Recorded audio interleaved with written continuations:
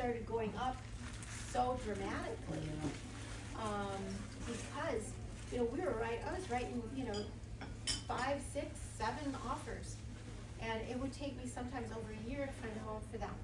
And it has gotten worse. And that's probably been, you know, since before I started working at WUPPDR, that I was really active in real estate. So I've been doing a little bit, just keeping my license, but I'm really watching the market and seeing what's going on.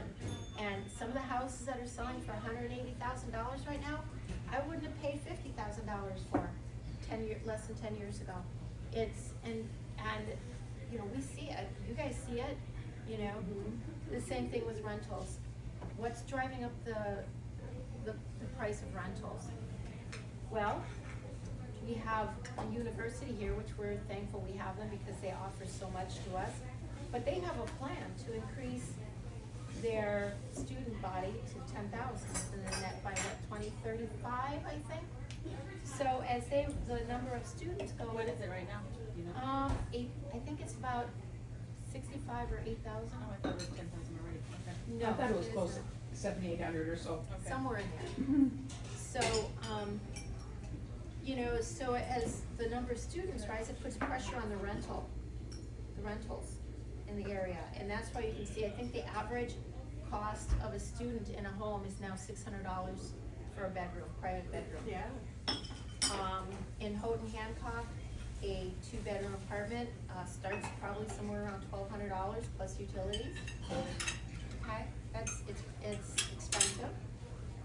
A new one, those are the older ones.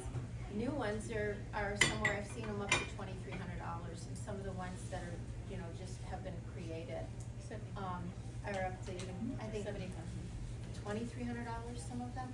So they vary widely depending upon the amenities, but, you know, everyone is affected because of this pressure from external influences, the university and things like that. Of course, everyone wants to be here, right?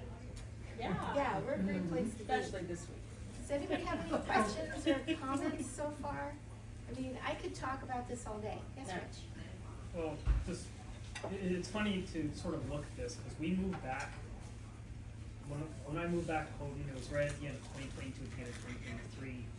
I came here with the goal of starting a family, and I also accepted a job at Michigan Tech. And seeing 2023 visualized like that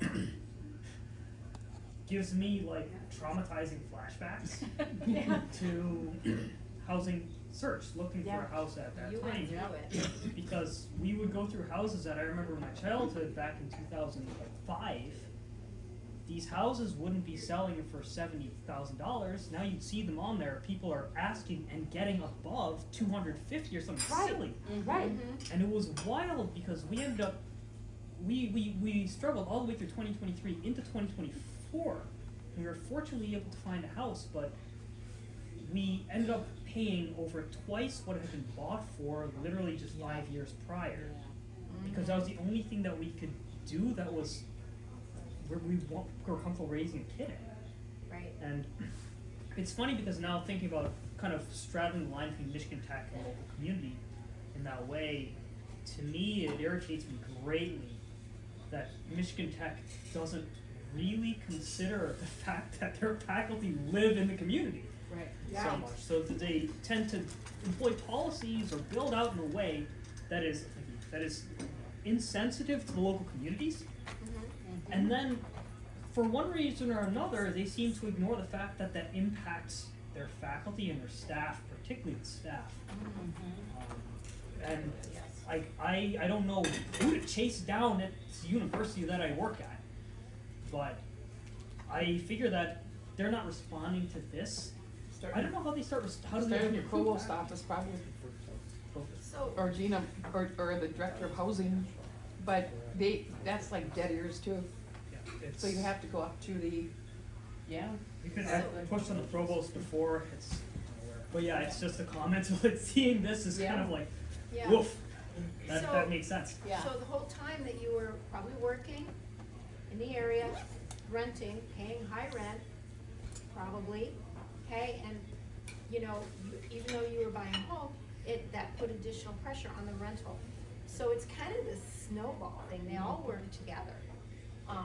So I like to think that, you know, you can think about the rental market very similar to the purchase or the real estate market out there. It's the same pressures, but from different sources.